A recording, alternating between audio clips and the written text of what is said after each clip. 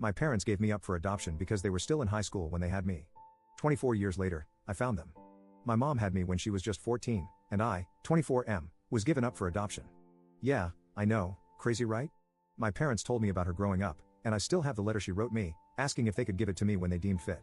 It's crazy reading it sometimes and knowing it was a literal child who wrote it, saying she's sorry she couldn't be my mom but hopes I'm happy.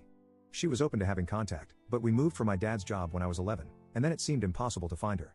But luckily, I did. She's working at this small restaurant, and I keep going, but she doesn't know it's me. We talk sometimes, and she seems like a nice lady. Sometimes when she says something like, "Do you want a refill, honey?" or uses another term like that, I want to tell her, and let her know that I'm right here. I don't know why it makes me nervous. We talk sometimes, and she seems really genuine. If it's not super busy, she's more open to talking about random stuff. I literally drive 2 hours to come eat at this place just to see her. And it's like she knows me already because I'm there once or twice a week for the past 3 months, so she always says hi with a big smile. But man, if only she knew. Update 1. Well, I did it. I told her, and yeah, it was pretty heavy. My heart was beating super fast the entire time. I waited for her to finish her shift and until they were done closing up the restaurant. After she finished closing up, she saw me waiting in the parking lot. We waved and said hi to each other, but then I told her there was something serious that she needed to know. First, I apologized for keeping it from her for so long. She didn't react until I actually pulled out her letter. Then she started bawling from there, screaming and crying at the same time, and I didn't even have to finish the whole "I'm your son" speech. She just saw it and knew. It was crazy. The next thing I know, she's hugging me instantly, but then she pulled back and asked if it's okay to hug me. Of course it is, and we're just there hugging and crying in the parking lot. It hit her hard. Her legs gave out for a second, so I had to actually hold her up while she's still hugging me for a minute. What really got to me was her saying, "Look how big you've got." Also, hearing her cry made me cry too. She went back to open the restaurant, and we sat in there for hours talking about so many things. We had coffee, ate a slice of their pie, and just talked about anything and everything that came to mind. She told me that the second time I came to the restaurant, she got a feeling that I felt really familiar, but for her, it was hard to believe it could be me. So that feeling she had was pushed way down. She told me that for years after I was adopted, she would see kids around my age and used to think they were me. Then she would start crying in public. It really messed with her mind and made her depressed, so she didn't want to do the same when she first started seeing me in the restaurant. She said I looked so much like my biological dad when he was younger. We talked about him too. They stayed in contact with each other, in case I ever reached out to one of them so it would be easier to contact the other. I didn't have any hope about finding my biological dad since he was never mentioned, so I'm glad they both planned for this future scenario. She told me about how they both wanted to keep me, especially my biological dad. He didn't want me to be adopted, but he knew they had to because they were just kids. It took him a long time to get past it after I was born. That's why he didn't leave anything behind, because he didn't want to believe he would ever get to see me again. We talked for hours, until almost 2 in the morning. She wanted to know everything about me, but her main concern was, am I happy? Were my parents good to me? Did I have a happy childhood? And I did. I told her, thank you for helping to give me this life. We both cried again, but she cried the most. Everything was very emotional for her. Sometimes she would look really happy, but then get sad again. After my 18th birthday, she was hoping I would find her, that's why she stayed in the same city. But since I didn't, she always thought maybe I resented her, wasn't told I'm adopted, or maybe had decided it was better not to have her around. It made me feel bad for not telling her sooner. She told me it's not my fault, and I did the right thing by going at my own pace. Honestly, she's so sweet. The way she kept looking at me with the biggest smile made me emotional sometimes. It makes you think, how can someone who's been a total stranger your whole life look at you with so much love? It's wild. We learned so much about each other. She asked me if we could have dinner soon to keep talking, and if, at some point in the future, I'm interested, come over to her house so I can meet her husband. That all sounded really great. We exchanged numbers, and after I left, she sent a text telling me thank you for giving her this gift that she didn't know would ever come. My girlfriend came over, and she hugged me while I cried. I wasn't sad, these were happy tears. Everything went better than I expected. There was still emotionally heavy stuff, but I'm still glad that we got to open up to each other.